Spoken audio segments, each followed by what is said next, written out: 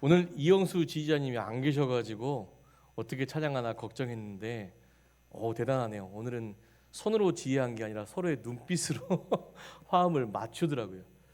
서로의 눈빛으로 화음을 맞출 수 있는 것은요, 사비 찬양대가 오랫동안 깊게 서로 사랑하면서 교제하기 때문입니다. 우리도 하나님 앞에 조율되어져 갈 때 이와 같아야 할 줄로 믿습니다.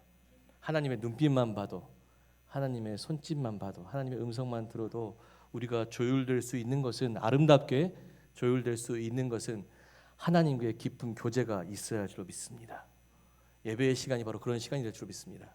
하나님의 깊은 교제 속에서 아름답게 조율되어서 아름다운 소리를 내어가시는 저와 여러분 되시기를 주님의 이름으로 간절히 축원합니다. 주신 말씀 가지고요, 죽음을 짊어질 용기라는 주제로 말씀 나누고자 합니다. 사순절 기간 동안 고난에 대한 이야기를 나누었지요. 고난이 무엇인가? 고난은 동행이고, 고난은 낮아짐이고, 고난은 유익이고, 여러 가지 주제를 나누었고, 그 마지막 시간이지요. 고난은 죽음을 짊어질 용기라는 것입니다. 한국 최초 미국 존스 홉킨스 소아 청소년 정신과 의사인 진아영 교수가 쓴 들숨의 긍정, 날숨의 용기라는 책이 있습니다. 작가는 이 책을 통해 새로운 변화를 시작할 때 두려워하지 말고 처한 상황을 긍정적으로 받아들이고 또 용기 있게 행동하며 도전하라고 이야기하고 있습니다. 예를 들어 소방관이 불길이 가득한 집안에 들어가 한 아이를 구해낸다고 생각해 봅시다. 모든 것을 태워버릴 불 앞에서요, 우리와 마찬가지로 소방관도 두렵습니다. 그런데 소방관이 그 두려운 불을 이겨내고 불길 속을 들어가 아이를 구할 수 있는 것은, 소방관은요, 그 두려운 불을 보는 것이 아니라 그 불길 속에 자신이 구할 아이를 보는 것이에요. 아이의 생명을 보는 것입니다. 오직 나만이 그를 구해낼 수 있는데, 오직 나만이 그를 구해낼 수 있는데, 이 생각을 여러 번 하고 난 뒤에야 그 마음에 뭐가 생겨요? 용기가 생기는 것이에요. 그래, 내가 들어가야 되겠구나. 그래서 불길 속으로 들어가 과감하게 아이를 구해 나온다는 것입니다. 작가는 이야기합니다. 용기란 두려움이 없는 것이 아니라 두려움 중에도 긍정적인 부분을 바라보며 앞으로 계속 나아가는 것이라고 말합니다. 그렇게 용기를 내어 내 삶의 여러 가지 그 두려운 것들에 대해 도전할 때 내 삶의 변화가 찾아오고 내 삶이 달라지게 될 수 있다라는 것입니다. 그리스도인에게도요, 이와 같은 용기가 필요합니다. 에베소서 3장 12절에서 13절의 말씀을 천천히 묵상하겠습니다. 우리가 그 안에서 그를 믿음으로 말미암아 담대함과 확신을 가지고 하나님께 나아감을 얻었느니라. 그러므로 너희에게 구하노니 너희를 위한 나의 여러 환난에 대하여 낙심하지 말라. 이는 너희의 영광이니라. 아멘. 사도 바울은 하나님 앞에 나아가는 자는 그를 믿는 믿음에 대한 확신 그리고 담대함을 가져야 한다는 것입니다. 죄인된 우리가 어떻게 하나님 앞에 나아갈 수 있습니까? 그것은 예수 그리스도를 믿는 믿음에서부터 시작될 줄로 믿습니다. 누구든지 주의 이름을 부르는 자 구원을 받게 될 줄로 믿습니다. 그런데 중요한 것은요, 예수의 이름으로 구원 받았지만, 그래서 하나님의 자녀라는 이름은 얻었지만 우리는 여전히 뭡니까? 죄인이에요. 그럼 이 죄인이 어떻게 해야 되냐?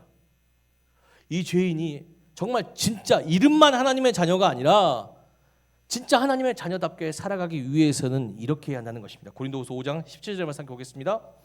그런즉 누구든지 그리스도 안에 있으면 새로운 피조물이라. 이전 것은 지나갔으니 보라 새 것이 되었도다. 아멘. 예수 그리스도를 믿는 믿음으로 죄 사함을 얻고 하나님 앞에 나올 수 있는 자라면 이전의 모습은 완전히 버리고 예수 안에서 새로운 모습으로 살아가야 되는 것입니다. 오직 예수. 내 삶의 주관자는 오직 예수 그리스도입니다. 그 예수 그리스도를 붙잡고 나아간다는 것입니다. 이것을 삶으로 보여줘야 돼요. 야고보서 2장 26절의 말씀 이런 말씀 있죠. 행함이 없는 믿음은 죽은 믿음이다. 그렇죠? 중요한 것은 이 믿음, 내 삶의 구원자는 오직 예수입니다. 세상과 타협하지 않고요. 그렇게 나가는 삶. 이게 어디서 그런 믿음을 보여야 한다고요? 여러 환난 가운데. 여러 환난 가운데 흔들리지 않는 믿음으로 나아가는 자만이 하나님을 만나고 하나님의 생명을 받게 될 줄로 믿습니다. 예. 그래서 하나님께 나아가는 자는요, 믿음에 대한 확신과 함께 담대함도 필요합니다. 이전 것을 버리고 새로운 삶을 받아들일 담대함. 그죠? 저 불길 속을 뚫고 생명을 구원할 수 있는 담대함. 그런 용기가 있어야 한다는 것입니다. 오늘 예수님도 동일한 이야기를 하고 계십니다. 예수님은 오늘 제자들에게 영생을 얻는 새로운 삶을 살기 전 자신이 당할 여러 환난에 대해서 다음과 같이 말씀하고 계십니다. 누가복음 9장 20절 말씀 함께 보겠습니다. 가라사대 인자가 많은 고난을 받고 장로들과 대제사장들과 서기관들에게 버림받아 죽임을 당하고 제3일에 살아나야 하리라 하시고. 아멘. 예수님의 마지막부터 보면 예수님은 3일 뒤에 살아나셔요.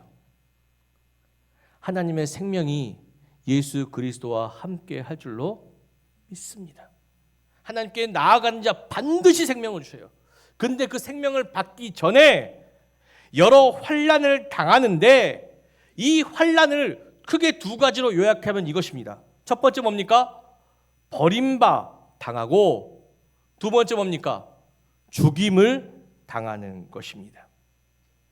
예수님은 대제사장들과 서기관 그리고 세상 가운데 버림받는 존재가 되었습니다. 그렇다면 왜 예수님은 세상 가운데 버림당하는 존재가 되었을까? 여기에 대해 베드로는 다음과 같이 이야기하고 있습니다. 베드로전서 2장 7절에서 8절의 말씀 함께 나누겠습니다. 그러므로 믿는 너희에게는 보배이나 믿지 않는 자에게는 건축자들의 버린 그 돌이 모퉁이의 머릿돌이 되고 또한 부딪히는 돌과 걸려 넘어지는 하는 바위가 되었다 하였느니라. 그들이 말씀을 순종하지 아니함으로 넘어지나니 이는 그들을 이렇게 정하신 것이라. 아멘. 세상이 예수님 버린 이유는 8절의 말씀과 같이 예수님이 세상 사람들의 부딪히는 돌이고 걸려 넘어지는 바위가 되기 때문입니다. 마태복음 11장 6절의 말씀 보면 예수님께서 뭐라고 말씀하시냐면 누구든지 나로 말미암아 실족하지 아니하는 자는 복이 있도다 말씀하셨습니다. 예수님 당시 예수님을 걸림돌로 생각했던 사람들은 이 기득권을 가진 사람들이에요. 힘을 가진 사람들, 힘과 권력을 가진 사람들. 바리새인은 율법으로, 사두개인은 권력으로, 저마다 각자 이념으로 하나 되어 살아가는 사람들입니다.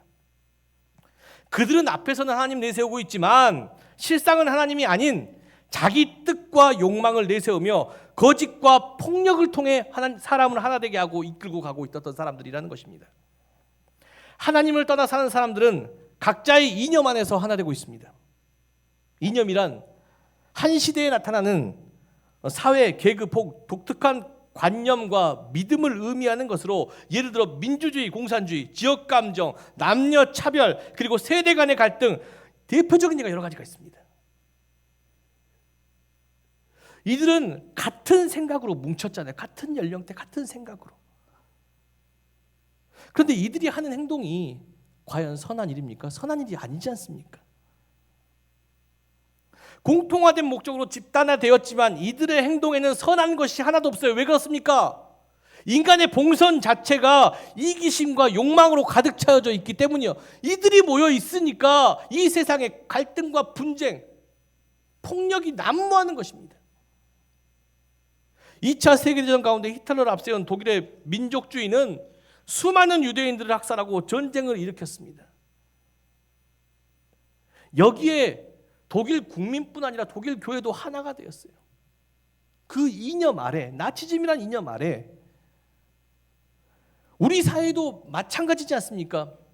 잘못된 이념으로 뭉쳐진 교회는 어떠합니까? 교회로 인해 나라가 좌파로 우파로 나뉘어 있고 서로 갈등하며 서로 폭력을 행사하고 싸우고 있지 않습니까? 이념으로 하나 된 기득권을 가진 공동체에는 진리도 선악의 분별도 없습니다. 이들에게 중요한 건 뭡니까? 내 편이냐 네 편이냐예요. 내 편이면 거짓말을 해도 악해도 좋은 사람이에요. 다른 편이면 그 사람이 선할지라도, 그 사람이 진리를 외칠지라도 죽이려고 합니다.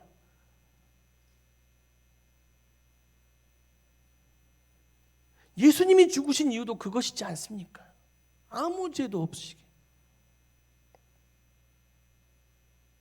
힘과 폭력의 역사를 통해서 진리를 만들어가고 있어요. 거짓을 통해서 그것이 진리인 채 살아가고 있습니다. 그런데 예수님은 바리새인의 편도 사두개인 편도 아니고 좌파도 우파도 아니셨습니다. 예수님은 누구 편이십니까? 오직 하늘에 계신 하나님의 편이셨습니다. 예수님은 거짓 이념에 선동되어 극단적으로 행동하는 자들에게 하나님의 진리의 말씀을 선포하고 외치심으로 저들의 찔림과 걸림돌이 되셨습니다. 하나님 끊임없이 그들에게 평화를 이야기했잖아요. 사랑을 이야기했고 용서를 이야기했고 화해를 이야기했지 않습니까? 세상은 그런 걸림돌이 되는 예수, 자기의 찔림과 걸림돌이 되는 예수를 철저하게 버렸어요. 모두가 이념으로 잘못된 거짓된 폭력으로 하나 되어 갈 때 예수만큼은 홀로 십자가 지시며 누구와도 타협하지 않고 이 땅을 향하신 선하고 인자하신 하나님의 진리를 외치셨습니다. 하나님은 그 예수님 보시고 세상은 버렸지만 예수를 통해서 새로운 시대를 열어갈 세상이 버린 돌을 모퉁이 돌로 세워 가셨습니다. 2차 세계대전 시대에 독일 교회 보네퍼 목사도 마찬가지입니다. 히틀러의 선동으로 인해 독일의 모든 국민, 교회마저 전쟁을 일으켜 유대인 학살하는 히틀러를 찬양하고 따르는 이 불의한 시대 속에서 오직 보네퍼 목사만이 복음이 가르쳐준 공의와 사랑을 외치며 히틀러와 독일 국민이 회개해야 되며 전쟁과 유대인의 학살을 멈춰야 한다고 외쳤습니다. 이로 인해 보네퍼 목사는 당시 히틀러와 히틀러를 따르는 모든 독일 국민과 교회들에게 미움을 받았고 그들의 걸림돌이 되어서 철저하게 외면당했습니다. 그런데 홀로 되는 그 순간에도 보네퍼 목사는 세상과 타협하지 않고 끝까지 회개해야 될 것을 외쳤어요. 그 결과 보네퍼 목사는 원래 독일인이 가스실에서 처형당하지 않아요. 근데 독일 이민임에도 불구하고 가스실에서 처형당했어요. 죽음에 임박한 순간에도 그는 절대 그 외침을, 그 진리의 외침을 멈추지 않았어요. 전쟁이 연합군의 승리로 끝나고 독일이 이러한 전쟁에 대해서 회개하고 반성하는 때 독일 국민 전체는 그때서야 비로소 보네퍼 목사를 바라보고 보네퍼 목사에게 뭐라고 이야기하냐면 독일의 양심이라고. 그들이 철저하게 외면했던 보네퍼 목사를 이제는 독일의 양심이라고. 하나님의 말씀과 같이 그 버린 돌이 뭐가 됐어요? 독일을 세운 모퉁이 돌이 됐다는 것이에요. 예수 그리스도를 따르는 그리스도인 역시 마찬가지입니다.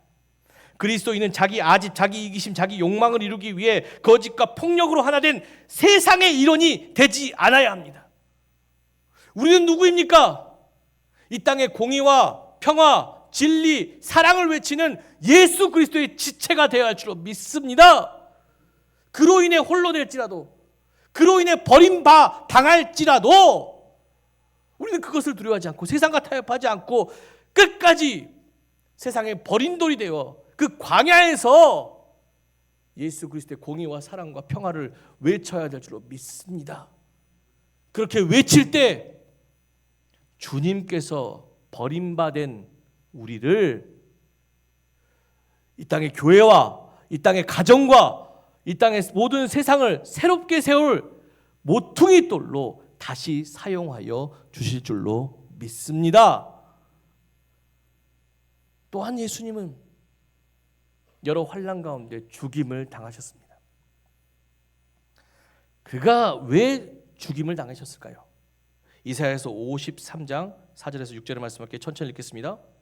그는 실로 우리의 질고를 지고 우리의 슬픔을 당하셨거늘 우리는 생각하기를 그를 징벌을 받아 하나님께 맞으며 고난을 당한다 하였노라. 그가 찔림은 우리의 허물 때문이요 그가 상함은 우리의 죄악 때문이라. 그가 징계를 받음으로 우리를 평안을 누리고 그가 채찍에 맞음으로 우리는 나음을 받았도다. 우리는 다 양 같아서 그릇 행하여 각기 제 갈 길로 갔거늘 여호와께서는 우리 모두의 죄악을 그에게 담당시키셨도다. 아멘. 예수님이 죽으신 이유는 뭡니까? 사랑하는 우리의 회복과 평화를 위해서입니다. 우리의 행복을 위해서. 사랑하는 우리의 행복을 위해 자신의 행복을 내려놓으셨다는 것이. 어떻게 그렇게 할 수 있을까? 제가 고민하다가요. 요즘 청년들이 결혼하지 않는 이유에 대해서 알고 나서 그것을 발견하게 됐습니다. 요즘 청년들이 결혼하지 않는 이유는 무엇입니까? 물론 좋아하는 배우자가 없기 때문일 수도 있습니다. 뭐 남자는 여자, 여자는 남자를 만나야 되는데 그런 만남이 없기 때문일 수도 있겠지만 대부분의 청년들이 결혼하지 않는 이유를 이렇게 물어보면 뭐라고 이야기하냐면 결혼하면 뭐라고요? 내 행복은 사라져요. 내 행복은 사라지고 누구의 행복? 이제 가족들의 행복이 위해 살아간다는 것이에요. 예. 사람들은 누구나 자기 행복을 위해 살아갑니다. 그런데 결혼하게 되면 어떻습니까? 가족의 행복을 위해서 자기 행복을 내려놓아야 한다는 것이에요. 이게 무슨 말이냐? 요즘 넷플릭스 드라마 폭삭 속았수다. 네, 폭삭 속았수다. 주인공 양관식이 그래요. 주인공 양관식. 양관식의 꿈은 뭡니까? 기타 치고 노래하는 거예요. 그리고 좋은 차 타고 여행 다니는 것이에요. 그런데 주인공 양관식이 아무것도 가지지 못한 여자, 불행한 여자지요. 이 오해순과 결혼하여 가정을 이루면서 자신의 이 꿈을 완전히 포기해요. 그리고 평생을 가정을 위해, 오해순을 위해 일하며 살아요. 그러다가 그만 어떻게 됩니까? 무쇠가 병에 걸려서 죽게 됩니다. 죽음의 마지막 순간이죠. 산소호흡기를 꽂고 이제 그 애순이와 이렇게 병실에서 마주보고 있는데 애순이가 묻죠. 행복했냐고 묻는데 이게 뭐라고 대답하냐면 양관식이가 마스크 한번 내려보래요. 마스크 애순이한테. 그래서 웃는 모습을 보여달래요. 웃는 모습을. 환하게 웃는 모습을 보고 나서야 뭐라고 이야기하냐면 양관식이 나 행복했다고. 나 행복했다고. 예. 양관식의 행복은요. 결혼해서 고생했지만 그가 행복했던 이유는 사랑하는 아내 오해순이 아무것도 가지지 못해 평생 불안하게 살 것 같은 오해순이 자기와 함께 했을 때 행복하고 웃는 모습을 보았기 때문이에요. 네가 행복하면 나도 행복해요. 네가 좋으면 내가 좋은 거야. 너의 행복을 위해 나의 행복을 포기할 수 있어. 제가 이 장면을 보고 펑펑 울었습니다. 우리 집사람도 놀릴 정도로 펑펑 울었어요. 왜 울었냐면 저도 저희 아버지에게 같은 사랑을 받았기 때문이에요. 저희 아버지는 과일을 판매하는 첨가물 중개인이었어요. 그 과일 가격을 이렇게 매긴다고 하죠. 중매사에 하셨으니까. 출근 시간이 새벽 3시입니다. 그 끝나는 시간이 밤 9시예요. 매일 그렇게 쉬는 시간이 없어요. 쉬는 시간이 없어요. 여행도 함께 다녀본 적 그렇게 많지 않고요. 그렇게 평생을 일하다가 아버지가 결국 뇌경색으로 쓰러지셔가지고 병원에 계셨었어요. 난 아버지가 일을 사랑하신 줄 알았어. 정말 이 사람은 일에 미쳐있구나라고 생각했어요. 그래서 제가 물어봤어요. 아버지 평생 그렇게 일만 하고 살면 행복하세요? 제가 물어봤는데 아버지께서 뭐라고 대답하시냐면 자신도 일하러 나가는 것이 새벽마다 죽을 만큼 싫으시답니다. 정말 하루 날 잡아서 아빠가 좋아하는 여행도 다니고 싶은데 참고 나가는 것은 1시간이라도 더 일하면 내 아들이 좋은 밥 먹고 좋은 옷 입는데, 좋은 밥 먹고 좋은 옷 입은 아들이 행복하게 웃는데 내가 그것 때문에 참고 나간다는 것이, 그 웃음 한번 보려고, 그 웃음 한번 보려고 내 행복을 완전히 밀어내버렸다는 사실이, 그게 아빠의 행복이었다고. 아빠는 지금도 행복하시대요. 우리 아들 목회자가 되어서 네가 좋으면 나도 좋아. 저희 아버지의 마지막 말씀이세요. 예수님의 행복도 다르지 않습니다. 사랑하는 우리의 행복을 위해 예수님은 자신의 모든 행복과 생명마저 내어놓고 희생했습니다. 그가 징계를 받음으로 우리가 평화를 누리고 그가 채찍에 맞음으로 우리가 나음을 받았습니다. 예수님은 우리가 행복한 걸 보면서 십자가에 고난 당했지만 행복한 삶을 사셨다고 하시네요. 우리가 행복한 것, 우리가 죄 때문에 고통받는 모습 보면서 너무 아파했는데 오해순과 같은 우리, 진짜 평생 불안하게 살 것만 같은 우리가 예수 만나고 행복해졌다니까, 예수 만나고 웃게 됐으니까 그 웃음을 바라보며 예수님 나도 행복해라고 말씀하셨다는 것입니다. 예수님이 얼마나 우리를 정말 사랑하셨는지 오늘 25절 말씀 함께 볼까요? 25절 말씀 함께 보겠습니다. 사람이 만일 온 천하를 얻고도 자기를 잃든지 빼앗든지 하면 무엇이 유익하리요? 예수님이 우리를 얼마나 사랑하셨냐면 천하를 얻어도 한 생명이 잃으면 무슨 소용이 있겠느냐. 사랑하는 성도 여러분, 예수님에게 여러분은 천하보다 귀한 한 생명일 줄로 믿습니다. 예수님에게 여러분은 오해순일 줄로 믿습니다. 세상 전부를 주어도 바꾸지 않는 오해순. 오해순 얻기 위해서 고등어도 갖다 주고 막 생선 다 갖다 주잖아요. 자기 집에 생선 쓸어갖고 오해순 하나를 얻으려고 그렇잖아요. 예수님 그와 같이 우리를 다루셔요. 자기 전부를 내어주고도 우리의 행복을 위해서, 우리가 예수님을 통해서 웃는 모습, 우리가 예수님을 통해서 기뻐하는 모습을 바라보기 위해서 예수님 지금도 일하고 계시고 십자가 지신다는 것입니다. 부모에게 있어서 사랑하는 자녀의 생명이 천하보다 귀한 것이지 않습니까? 그렇죠? 그런데 그런 자녀를 우리의 이기심과 우리의 욕망과 우리의 아집과 미움 때문에 잃게 된다면 그 부모는 어떻게 살겠습니까? 전쟁과 기근으로 인해 자녀가 죽임당하고 세월호 이태원의 사건, 그죠?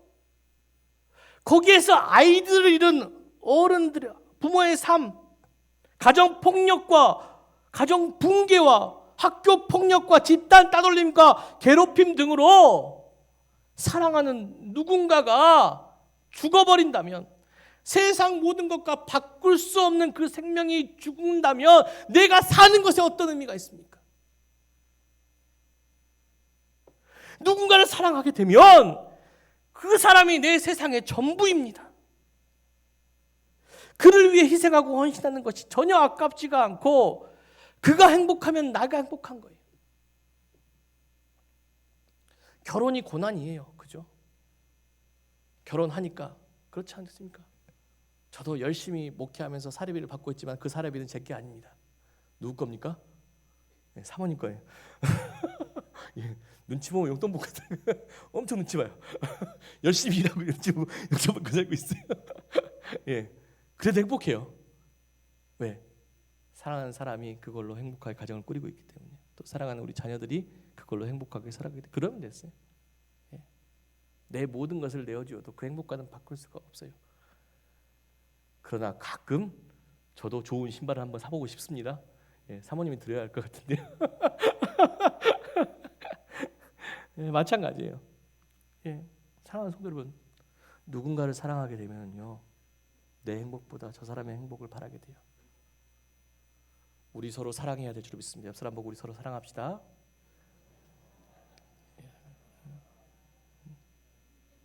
사랑합시다. 당신이 나에게 오해순 같은 존재입니다. 한번 해요. 당신이 나에게 오해순 같은 존재입니다. 난 양관식이에요. 우리 진짜 그렇게 사랑하십니까? 정말 그렇게 사랑하십니까? 우리 그렇게 서로 사랑하십니까? 예수님이 이 땅에 오신 이유는 천하보다 귀한 여러분, 사랑하는 여러분들을 잃지 않기 위해서, 여러분들의 행복을 지켜주시기 위해서 자기 생명을 쏟아부어 주시기 위해서 이 자리에 오셨습니다. 그 지금도 십자가 지시며 일하고 있어요. 지금도 못 박혀 계시지만 예수님 뭐라고요? 행복해야 돼요. 왜 행복합니까? 우리가 서로 기쁨으로 예수님 찾아가기 때문에, 매일 기뻐하기 때문에, 예수님 때문에. 그 모습 보시고 네가 행복하면 나도 행복해. 옆 사람 보면 이렇게 인사합시다. 다시. 네가 행복하면 나도 행복해. 네가 행복하면 나도 행복해. 예, 네가 행복하면. 예. 그리스도인은 그래야 돼요. 그리스도인은 천하를 얻는 것이 행복이 아니라 사랑하는 사람의 행복을 위해, 사랑하는 사람의 생명을 위해, 천하보다 귀한 당신을 얻기 위해 나 자신을 부인하고 십자가에 놓고 그 사람을 섬겨주는 사랑이에요. 내 욕망과 아집과 이기심과 교만 다 내려놓고 사랑하는 누군가를 위해서, 사랑하는 그 사람을 살리기 위해 헌신적으로 사랑하는 것. 저 사람의 행복이 나의 행복이고 하나님의 행복이 나의 행복일 줄로 믿습니다. 왜요? 사랑하기 때문이에요. 사랑하기 때문에. 예수님은 그렇게 우리를 사랑하셨어요. 예수님은 또한 우리에게도 요청하시죠. 누가복음 9장 23절과 23절에 말씀, 누구든지 자신을 따라오려거든, 그렇죠? 자기를 부인하고 십자가를 지고 자신을 따라야 한다고 이야기합니다. 그렇죠? 사도 바울은요, 사랑하는 예수님을 얻기 위해서 어떻게 했어요? 자신의 모든 것을 배설물처럼 비웠어요. 자신의 모든 것을 들여 다른 사람을 섬기고 자기는 뭐라고요? 예수님을 따랐어요. 예수님을 따라서 끝까지 가니까 누굴 만납니까? 생명의 하나님을 만나게 되었어요. 생명의 원료가 얻게 되었습니다. 사랑하는 성도 여러분, 우리도 그래야 합니다. 정말 예수를 따르기 원한다면 첫 번째 뭐 해야 돼요? 자기를 비워내야 합니다. 자기를 비워내야 돼요. 세상에 버림받는다 할지라도 나는 끝까지 하나님의 진리의 말씀을 전하겠습니다. 첫 번째. 그리고 사랑하는 사람의 행복을 위해 내 행복을 저 십자가 위에, 사랑하는 사람을 살리기 위해 내 생명을 저 십자가 위에 내려놓겠습니다. 이런 다짐이 있는 자만이 누구를 얻을 수 있다고요? 예수를 얻을 수 있어요. 그죠? 그러니까 오예순이, 그러니까 양관식 오예순 얻으려고 자기 전부 막 생선, 자기 집에 있는 생선 다 갖다 바쳤잖아요. 네. 우리도 예수를 얻기 위해서 어떻게 한다고요? 나를 드려야 줄 믿습니다. 나를 드릴 때 예수의 생명이, 나만 구원하는 것이 아니라 내 속한 가정과 교회와 세상을 구원할 예수의 생명이 누구의 것이라고요? 나의 것이 될 줄로 믿습니다. 사랑하는 성도 여러분, 예수님은 지금도 사랑하는 우리의 행복한 삶을 위해 날마다 십자가 위에서 버림당하고 죽으시고 계십니다. 우리가 진정 그 예수를 따르는 새로운 삶을 살기 원한다면 이전에 내 행복되었던 모든 것은 저 십자가 위에 배설물처럼 버리고 예수와 같이 버림받고 예수와 같이 죽임 당할지라도 이제는 사랑하는 주님과 이웃의 행복을 위해 십자가 용기 내어 그 죽음의 십자가를 짊어져야 할 줄로 믿습니다. 우리가 바라보는 것은 썩어질 것이 아니라 썩지 않은 것이기 때문에, 그죠? 죽을 것이 아니라 생명이기 때문에 그걸 바라보고, 들숨에는 뭐라고요? 생명, 날숨에는 용기. 바로 그렇게 십자가를 지고 날마다 예수와 함께 나갔을 때 예수의 생명이 여러분들의 생명이 되고 우리는 그렇게 하나님께 나아가 하나님의 나라를 상속받게 될 줄로 믿습니다. 또 그와 같은 삶을 살아내심으로 우리 안에 나는 죽고 예수의 생명을 불어넣음으로 내 영혼뿐 아니라 우리에게 속한 모든 것을 다시 살리고 행복하게 만들어 줄 수 있는 저와 여러분 되시기를 주님의 이름으로 간절히 축원합니다. 기도하겠습니다. 우리 안에 있는 교만과 이기심, 아집, 욕망은 우리 자신의 행복을 바랬을 뿐 다른 사람의 행복을 바라지 않았습니다. 그러나 예수님은 우리의 행복을 위해 자신의 행복을 비워내셨습니다. 우리가 예수님과 같은 삶을 살기 원합니다. 나보다 사랑하는 하나님과 이웃의 행복을 위해, 그들의 기쁨을 위해 내가 버림받고 죽임당하는 십자가를 날마다 용기와 확신을 가지며 짊어지기를 간절히 원합니다. 그러므로 사랑하는 모두가 예수 안에서 행복을 나누며 하나 되어서 살 수 있는 하나님의 나라를 만들어갈 수 있도록, 꺼져가는 등불도 상한 갈 때도 다시 살려서 회복시킬 수 있는 축복의 그리스도인으로 만들어갈 수 있도록 주여 우리와 함께하여 주시옵소서. 지금도 우리를 살리시기 위해 십자가에서 못 박히시고 죽으신 우리 구주 예수 그리스도의 이름으로 간절히 기도드렸습니다. 아멘.